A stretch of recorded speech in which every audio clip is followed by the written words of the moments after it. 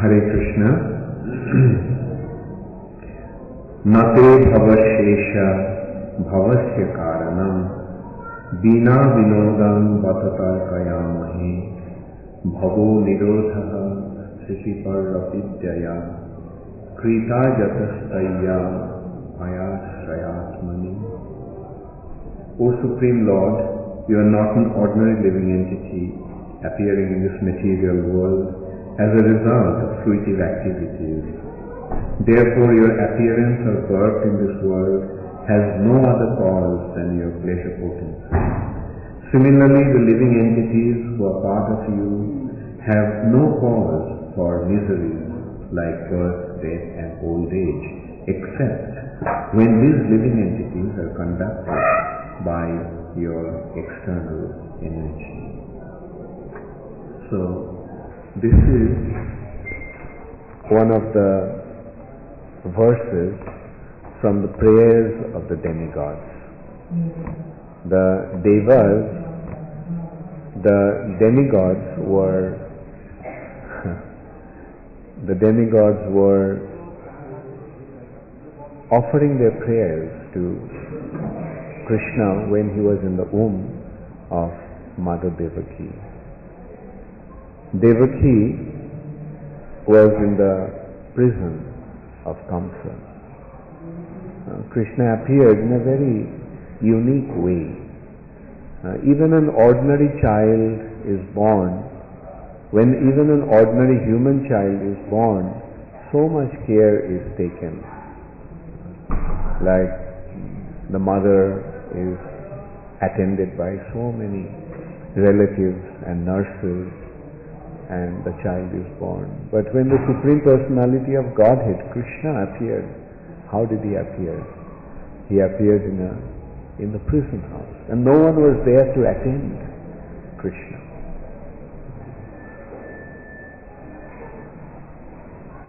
Krishna's mother, Devaki, was in the prison. Her hands and feet were tied with chains, and Purana describes that there was a stone placed on her chest so that she could move.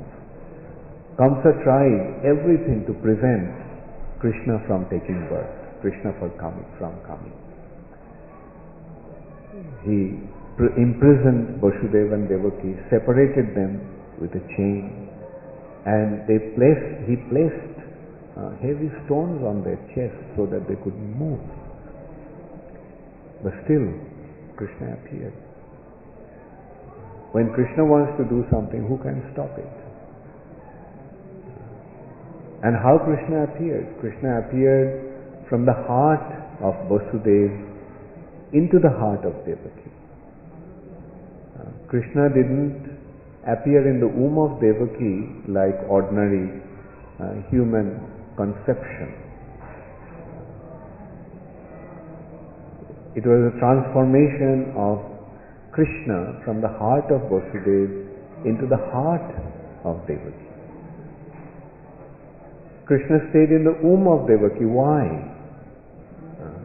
Because Devaki wanted, in her previous life, in Swayambhuva Manvantara, Devaki was Prishni, a wife of a Vasu called Sutapa. And when they wanted to have a child, they performed great austerities for a long, long time. And as a result of that, the Lord appeared in front of them and asked, what do you want? And they desired to have Krishna, the Supreme Personality of Godhead, as their son.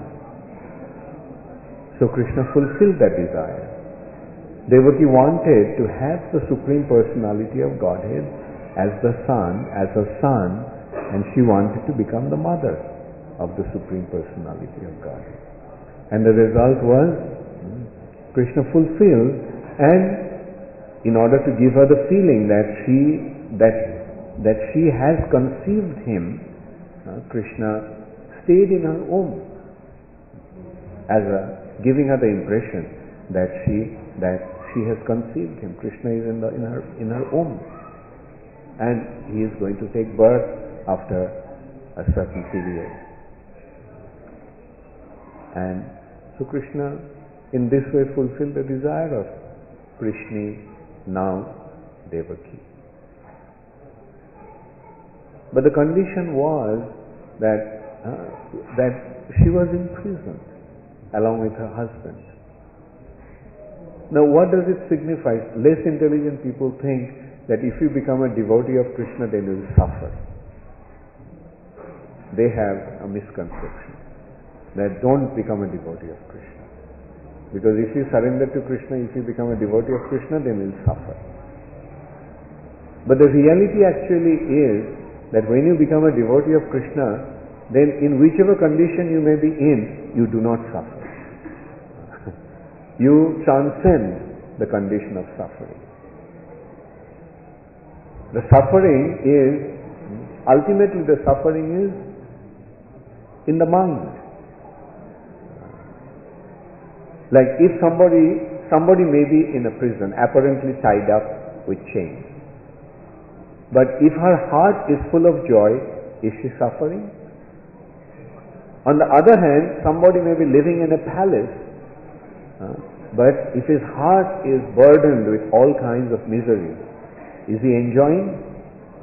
So the ultimate consideration of enjoyment and suffering is not dependent in any external condition. It is actually our internal state of being. So that is the instruction, or that is the understanding that we get from these pastimes of Krishna. Devaki is in the prison of Kamsa, but the demigods are visiting her, offering prayers. Is she in the prison of Kamsa? No. She is in the heavenly planet, along with the demigods. And then Krishna, the demigods are offering prayers. So this is another important thing to understand. Sometimes people develop a misconception, especially nowadays. This misconception has become very, very prevalent, very common. The misconception is that one can become God by practicing yoga, by meditation and Ashtanga yoga and so forth. One can become God. And some unscrupulous people teach like that. You are God. I am God, you are God, everybody is God. Everybody is God, only God is not God. That is their philosophy. Everybody can become God. You practice yoga, everybody, you can become God. But when we see Krishna or Lord Ramchandra or any other incarnations of the Supreme Personality of Godhead, like Nishinga, Varaha, Kurma, we see that they didn't have to become God. Krishna, when he was in the womb of his mother, he is the Supreme Personality of Godhead. The demigods, the devas from the heavenly planets are coming to him offering prayer. Or was Krishna practicing yoga, meditation in the womb of his mother, and that's how he became God? No, Krishna doesn't have to become God. Nobody has to ever become God. Nobody can become God. God is always God. And we are the jivas. We are living entities, jivatmas. There are two things, jivatma and paramatma. Jivatma can never become paramatma. Jivatma can never become Bhagavan. Bhagavan under all circumstances is Bhagavan. And jivas are his parts and parcels. This understanding has to have very clearly established in our mind. And here, when we study the scriptures, then it becomes clear. We can see that Krishna is in the womb of Devaki, and the demigods have come and offered prayers. to Krishna. And what is their prayer? They are clearly saying in this verse that you do not need to take birth. You are abhavasya. You are abhava. Abhava.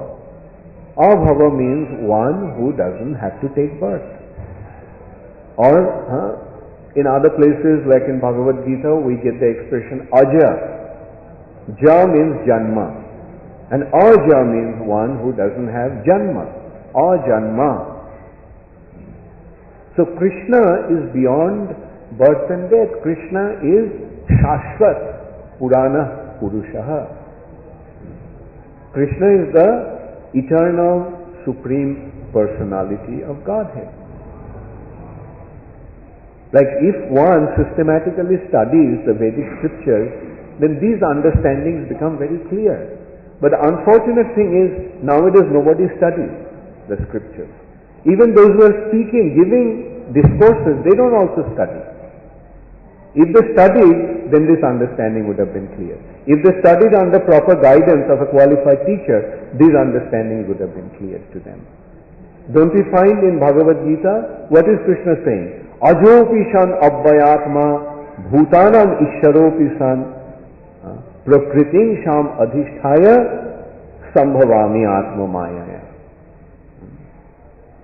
Krishna is telling Arjuna that Ajopi san abhayatma. Arjuna, although I am Aja, unborn, Abhay, inexhaustible, Bhutanam Ishyaropi san, the Lord of all the living entities. Prakritim sham adhishthaya sambhavami atma mayaya. Taking shelter of my atma maya, my yoga maya, I appear, sambhavami. He is not saying I take birth. Sambhavami, I manifest myself. Now if one studies Bhagavad Gita under the guidance of a qualified teacher, then all these misconceptions will be immediately removed. So what does it mean? That those people, those who are speaking on this subject or spiritual subject matter, they do not have any knowledge. They are speaking, I am God, you are God, everybody is God. But this is nonsense. Doesn't make any sense whatsoever. First thing you have to recognize that Krishna is the Supreme Personality of Godhead. Krishna tu Bhagavan Swayam. Krishna is the Supreme Personality of Godhead. You all understand, most of you are Hindi speaking and you understand Sanskrit. Krishna tu Bhagavan Swayam. Swayam means what? Original. Himself. And Bhagavan means what? Bhagavan. So Krishna is the Supreme Personality of God, it's Swayam Bhagavan. Now why there should be any doubt about that? Now if there is any doubt, if there is any other representation, any other presentation, what does it mean? It is a wrong presentation, it's a misrepresentation. So the first thing that one must understand is the difference between a Jivatma and Bhagavan. The Vedic philosophy are basically dealing with these three principles. Vedic philosophy deals with three principles: the Jivas, Prakriti and Ishvara. Three things you have to understand. Who is a Jiva? We are Jivas. And who are the Jivas? Mamai Vamsa Jiva Loke Jiva Bhuta Sanatanaha. Jivas are Amsa. Mama Amsa. Means Krishna is telling that my Amsa, my parts and parcels. And they are Sanatana. They are eternal. Jivas are also eternal. Atmas are also eternal. Sanatana. Krishna is eternal, Jivas are also eternal. Krishna is Satchidananda, Jivas are also Satchidananda. But the Jivas are part minute Satchidananda, Krishna is the Supreme Satchidananda. So how can a minute Satchidananda achieve his Satchidananda situation? By being connected to the Supreme Satchidananda. So these are the very simple things that we have to understand, and they have been very clearly presented in scriptures like Bhagavad Gita. And extensive understanding is in Srimad Bhagavatam. Therefore it is so important to study Bhagavad Gita and Srimad Bhagavatam. In Bhagavad Gita, when we study, who is speaking Bhagavad Gita? Krishna is speaking Bhagavad Gita. And in Bhagavad Gita, Krishna is giving a very clear understanding.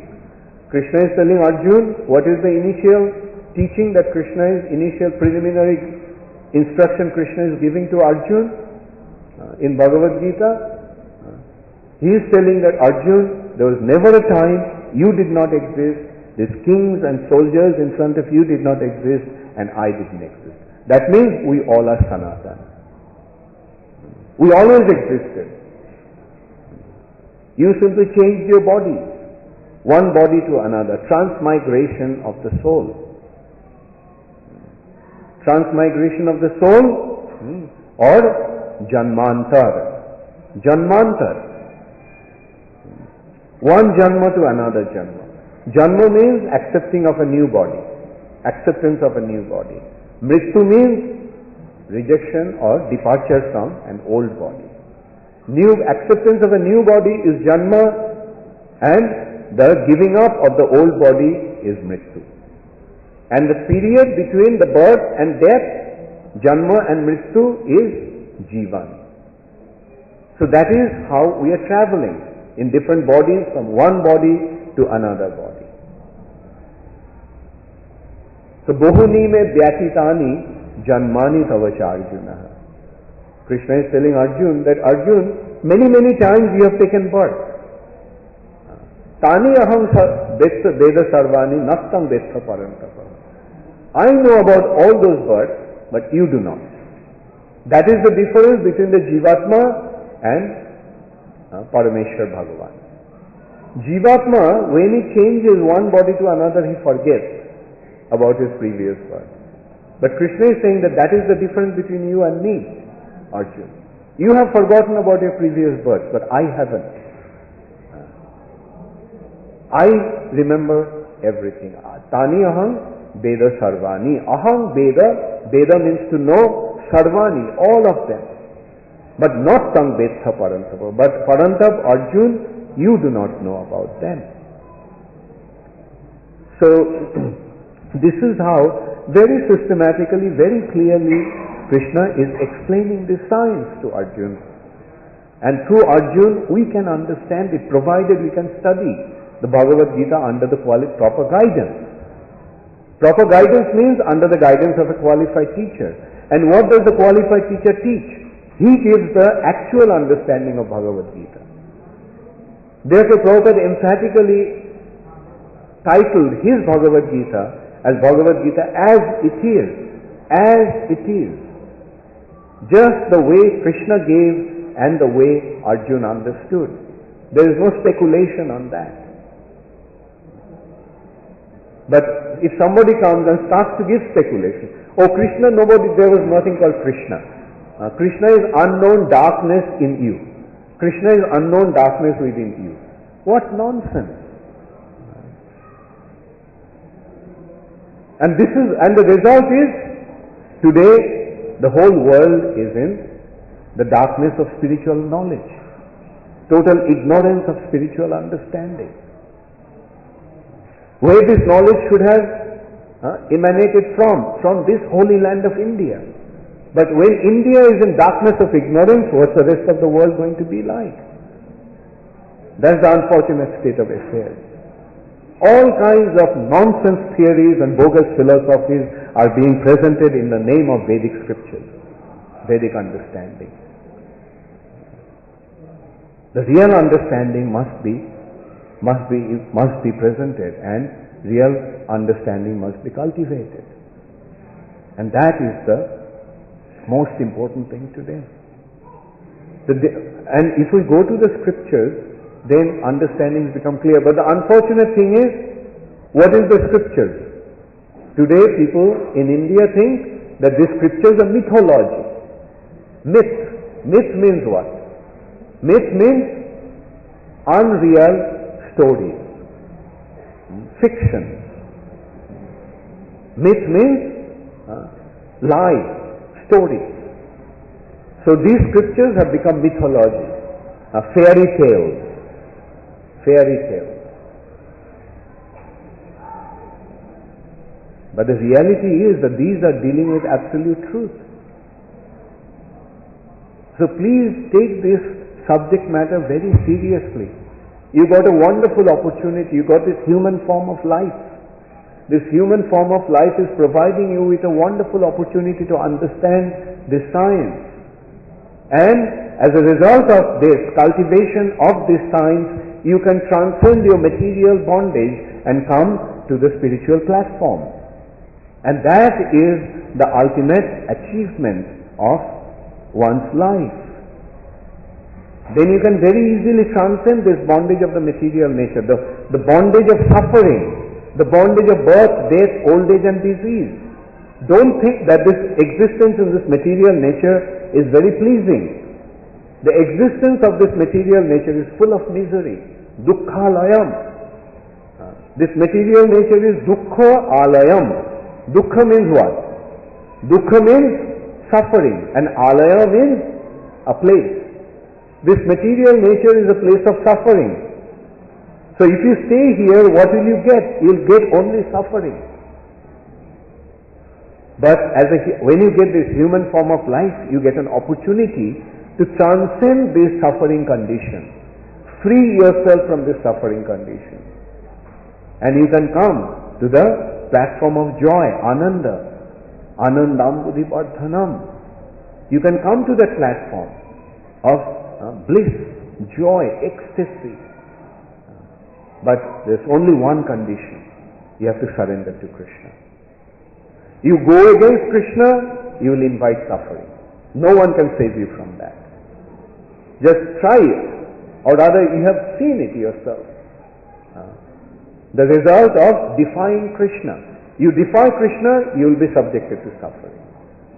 You may get a lot of money, you may get a lot of big position, you may get a lot of following, you may get a lot of prosperity, but that won't give you anything. Your suffering condition will not mitigate. Your suffering condition in this material nature cannot be removed by any other means but surrender to Krishna. On the other hand, if you just surrender to Krishna, no matter whatever your condition may be, your condition may be poverty-stricken, your physical condition may be very weak and frail, your social situation may be very, very degraded. It doesn't matter. As soon as you surrender to Krishna, you will experience the transcendental joy. So that is the reality. Therefore, this opportunity that is coming to us in this particular life, when you got this human form, we must take advantage of this opportunity. And the result will be, we will transcend our suffering condition and we will become situated in an Anandamaya situation. So it's such an easy opportunity. And that is being presented here by the demigods are saying that when one surrenders unto you, then immediately he becomes free from all his material suffering. And that's why although you are abhava, although you are beyond birth and death, still you appear in this world of birth and death, matsaloka, mritsuloka. You come in the world of death. This world is known as matsaloka. What does matsaloka mean? Matsaloka means mritsuloka, the world of death. This is not the world of life. This is the world of death. Everyone is moving towards death. At every moment we are actually under the grip of the death and we are struggling against death. Life means a struggle against death. Nature here is trying to kill us every moment. And we are struggling to remain alive. And finally we are defeated. We can't struggle anymore. Then we die. But beyond this material nature, beyond this world of miseries and sufferings, there is another reality, another world. That world is the world of Amrita Loka. This is Mrityu Loka and there is a Amrita Loka. where there is no Mrityu, there is no death. The Mrityurma Amritam Gamayo. The goal of life is to leave this world of death behind and enter into the world of immortality. So that is possible. That is possible provided we practice the proper process. All we have to do is simply to practice the proper process. Now, is this process very difficult? No. That process is very easy. What is that process? Accept Krishna. Surrender unto Him. Understand who Krishna is. Who is Krishna? What is your understanding? Who is Krishna? How many of you think that Krishna is the Supreme Personality of Godhead? Not one hand, raise both hands. Those who are completely convinced that Krishna is the Supreme Personality of Godhead, and say, Hare Krishna, Hare Krishna, Krishna Krishna, Hare Hare, Hare Rama, Hare Rama, Rama Rama, Hare Hare. You are attending camera and you forgot the opportunity. When the time comes, drop everything, even your camera, and just hold your hands up. What does this Hare Krishna Mahamantra signify? What does it mean? This Hare Krishna Mahamantra? It means, O all attractive Krishna, O all Supreme Personality of Godhead, please deliver me from this miserable suffering condition and engage me in your devotional service. So are you surrendering to Krishna? Wholeheartedly? Both hands up means what? When you raise both hands means? Both hands means surrender. Because with our hands we defend. Isn't it? Krishna is saying, surrender unto me. You say, no, we don't want to surrender. But when both hands are up means surrender. No more resistance. No more resistance. Draupadi, you remember the incident? Draupadi was calling out to Krishna with one hand up and holding on to her sari. Did Krishna come? Why not? Krishna was telling Draupadi, okay, you think that you can defend yourself. Go ahead, give it a try. But when Draupadi raised both her hands and started to call Krishna, then what happened? Then Krishna started to supply unlimited amount of sari. And Dushashan, he became tired pulling that sari. He gave up. So that is how Krishna comes to our rescue when we completely surrender unto Him. So have you all surrendered to Krishna already? Thank you. Hare Krishna. So today is Krishna's Janmashtami. So let's celebrate Krishna Janmashtami, wholeheartedly surrendering ourselves to Him. Today we'll have many more sessions when you can discuss about this theme of Krishna Katha. And now we will worship Srila Prabhupada, Guru Puja. Gaur Premanande Hari Hari. Shri Krishna Janmashtami ki. Gaur Premanande Hari. Srila Prabhupada ki.